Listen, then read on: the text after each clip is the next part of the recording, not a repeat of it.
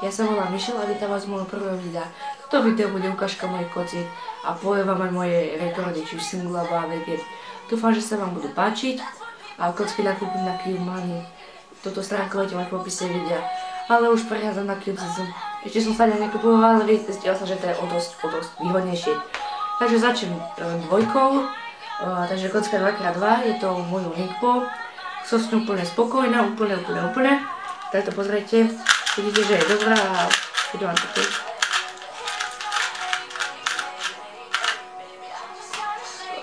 Vlastne rekordy mám single sa 5 sekúnd a AVG sa 10 sekúnd. Ďalšia kocka bude 3x3, 3x3 kocky na 2. Prvá je klasická Rubik Cube, tu nejde nejako popisovať, proste roza.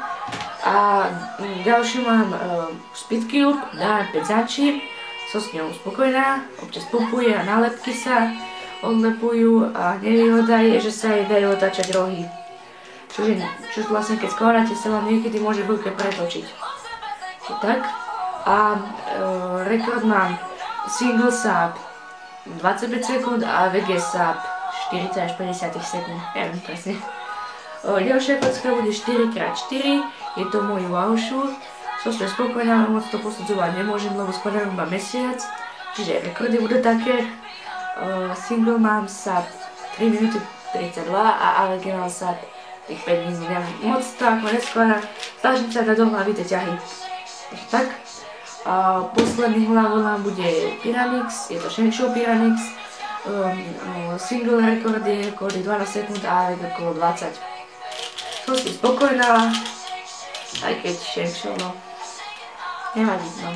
Tak to by boli všetky moje kocky, v budúcnosti si ten kúpiť ešte Square, Megamix a možno aj 5x5.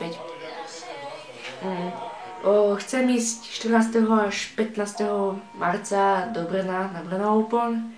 Uvidím, ako prídu príležitosti, ale budem rád, ak sa tam objavím. A budem rada, ak stretnem z vás. No, takže lajkujte, komentujte, zdieľajte, tak sa s vami lúčim a pozrite sa na môj druhý kanál, ktorý bude v popise videa. Takže čau. A ešte mi napíšte, aké chcete ďalšie videá. Čau.